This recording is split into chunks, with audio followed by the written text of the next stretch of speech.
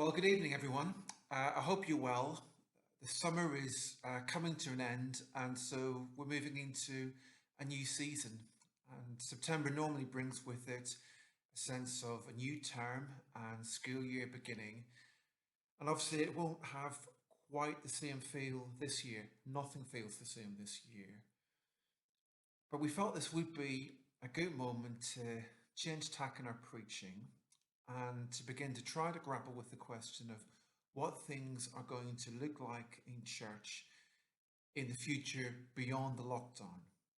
And of course, we don't yet know exactly what that future will look like and when it will emerge. I think it's fair to say it's going to be a long time before the picture becomes clearer, before we have any idea what the full impact of the pandemic and lockdown will be in the life of our church and our community. But we can at least begin uh, to reflect or attempt to reflect on the sort of challenges we're likely to face and how God might be calling us to bear witness to Him as a church in the future. And to help us work through all of this, we're going to be thinking between now and the end of November about the book of Romans. Now, I don't know what your default reaction might be when you hear mention of Romans. I think it's fair to say that a lot of us might instinctively flinch a little or feel the need to take in a big breath when we think about the prospect of this book, because it's a letter which I think many of us regard as being quite abstract, quite heavy going in places. But actually, I want to suggest that a lot of the issues which the Christians in Rome were dealing with are very similar to the ones we're trying to work through. And let me explain why. First of all, I'll provide a little bit of background information because I think that that'll help. I mean, most of us think of Rome today as being the city which is perhaps more than any other the very center of Christendom. The Vatican is there. The city is the place from which the Pope, the Bishop of Rome, leads a Catholic Church. If you've ever had the privilege of visiting Rome, you will no doubt remember seeing wonderful, beautiful church buildings. It seems as if they're almost in every corner. But of course, it hasn't always been like that. And so the Rome in which Christians were living in the mid 50s AD, when Paul writes his letter, was a very different environment. It was the heart of the empire, the place from which one of the most brutal military and economic powers in history ruled much of the known world. Now, it's quite hard to find a figure on which historians agree for the size of the population of Rome at the time. Estimates vary from 1 million to 2 million, so that's obviously quite a big range. But obviously, it's a big city. You can imagine the bustle. This is the place to which all roads in the empire lead. And in this city, when Paul writes, you have a tiny group of Christians. Scholars believe there were no more than 200 believers in the city at this time, city of 1 to 2 million people. So imagine a community no more than the size of SBC. But they don't all meet together. That number would have been made up of smaller house churches meeting in homes. And at the time Paul writes, there are some particularly difficult issues that they're dealing with. Let me tell you the story.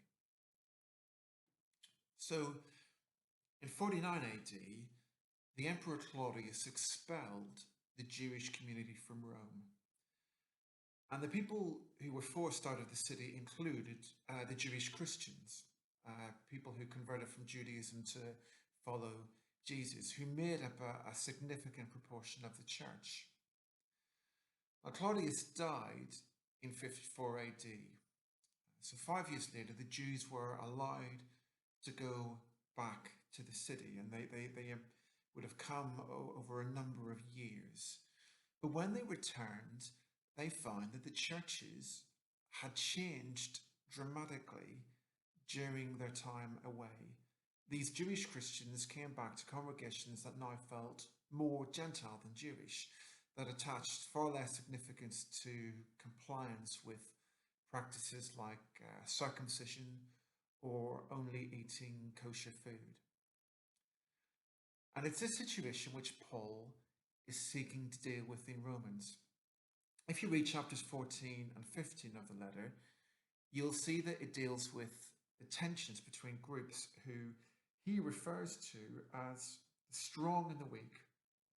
And as you go on and read those chapters, you discover that the key issue those groups are trying to work through concerns food. What is or isn't appropriate to eat? On the one hand, you have the group who Paul calls the strong, and they appear to have been the Christians who came from a Gentile background, in other words, non-Jews, and they have no qualms about eating any kind of food. And this is a particularly contested, thorny issue in the church in Rome, because a lot of the meat which would have been eaten by people would have been from animals who were slaughtered as sacrifices at pagan temples. And then the other group he speaks of are the weak. And in this context, we can be almost certain that he's talking about Christians from a Jewish background. These are people who've lived their whole lives with an understanding that what matters is living in a way which is distinctive for God. And being distinctive means keeping Torah. Being distinctive is all to do with practices like what you eat, only eating food which is kosher, food which has been prepared in a certain way. Imagine what it must have been like for these Jewish Christians. They are forced to leave the city, leave their churches, and when they come back, they find that another group are in charge, and the culture now appears to be one where anything goes. And it's also worth pointing out that all of this language is strong and weak probably works on a couple of different levels. Some of the commentators who've written on chapters 14 and 15 suggest that there could also be an economic angle here.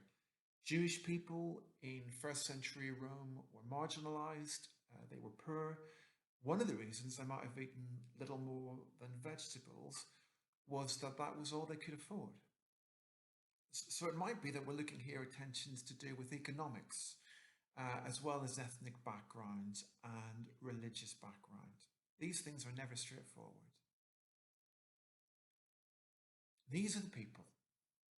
These are the Christians to whom Paul addresses his letter. He writes it and he sends it off with one of his trusted leaders, Phoebe, who would, we think, have travelled around the various small groups meeting in homes. She reads the letter out, and then she would probably have answered questions on it. And the message Paul has for these believers is one which all centres on Jesus, the difference he has made. It is a call for these Christians to rethink all of their attitudes and practices and how they relate to each other in light of Jesus. And you could say that the message Paul has for this church all culminates in one line which we find near its end, in the section which deals with this very issue of how the strong and the weak get along, and where he says this: accept one another then, just as Christ accepted you, in order to bring praise to God.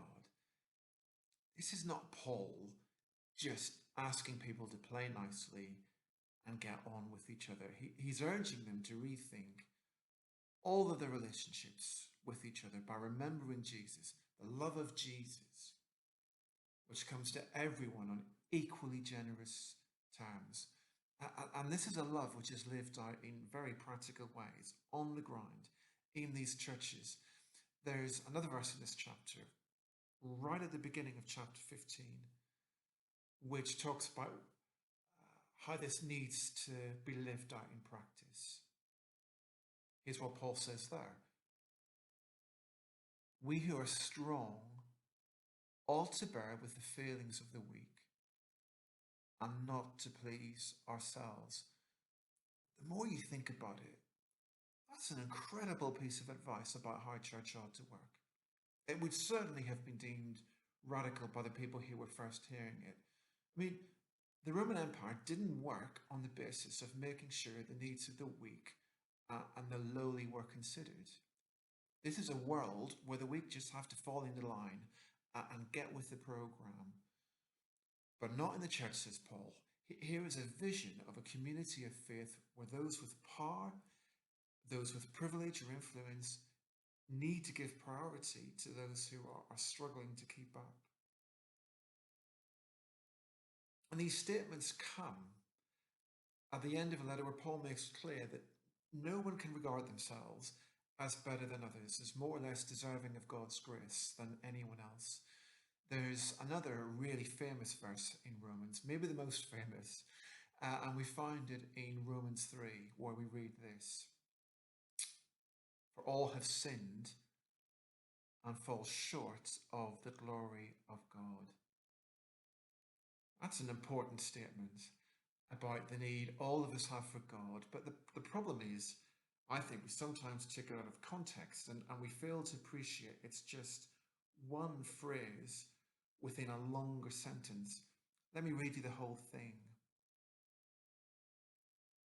There is no difference between Jew and Gentile, for all have sinned and fall short of the glory of God, and all are justified freely by his grace through the redemption that came by Christ Jesus. I mean, do you see what's going on? This is a chapter 3, which conveys the same point which has been made in the whole section we find at the start of the book. It deals with the fact that the whole world has turned its back on God. We all need forgiveness, no matter what our background is. It's all about salvation. But the problem is, all too often, we just talk about this salvation in terms of abstract statements like justification and atonement. They're important words, don't get me wrong, but it can blind us to what else is happening in the book, that it's all to do with how people live together in light of the welcome and the love of God. People, no matter what their background, no matter what their privilege, no matter whether they're strong or weak, they've all messed up.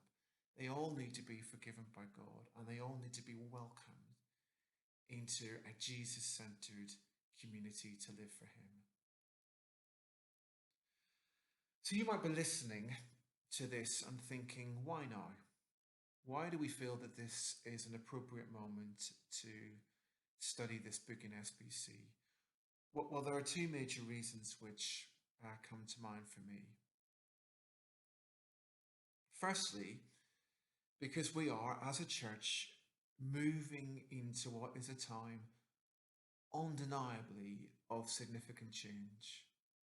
Like I said earlier, I'm still not sure when we're next going to be able to actually come together as a community in our building and sing songs and give each other a hug and worship God freely and without masks and in a way which comes even remotely close to what we've experienced as normal. But as and when we do, we have to be realistic. We have to acknowledge that some things are going to look and feel very different. The lockdown has been a time of change for us as a church. Some of us have laid down roles and responsibilities. Some of us have taken on new tasks. To use Paul's language, some of us are going to feel stronger and some of us are going to feel weaker. And if we're going to cope with this change in a healthy, constructive way, it has to be a Jesus-centered way, the way Paul points us to in this letter. And secondly, I think this is an important time to be looking at Romans because, as many of us are aware, COVID-19 is not the only major crisis of our time. We are living, all of us, in a season when tensions in our society seem to be becoming more and more stark. 2020 has been not just the year of the pandemic, but also the year when we've all needed to face up to why Black Lives Matter, that shocking, terrible murder of George Floyd in Minneapolis in May has been a catalyst for a whole movement of protest and heightened awareness about racial injustice. The events, terrible events of the last week in Wisconsin, have reminded us of that yet again. And as a church, we need to have something to say about this. We need to be modeling what reconciliation in a community looks like, what racial justice in a community looks like, what belonging in a diverse community looks like. We need to be making SBC a space which belongs to all, and where anyone can have a voice, and anyone can lead, and anyone can help to shape the direction of our church, irrespective of their race or nationality or wealth or gender or whatever. And this is the most pressing issue of the day, but it's not the only one. We also know that, Brexit has opened up huge divisions, and 4 years on after that vote, we're finding we still can't put back in the box what has been taken out. And in the midst of all of this, Romans has never been more relevant. This book, with its message about a world which has turned its back on the Creator, about how all of us have sinned and all of us need to be saved by Jesus, and how our new faith in Him needs to be lived out in communities where the strong watch out for the weak. This book has a message for our time. So please, come and join us on this journey. I hope you'll be encouraged, inspired, stretched, as we all think together about what it means for SBC to be a place which belongs to everyone, and a place where everyone belongs. God bless. Bye for now, friends, and I'll see you soon.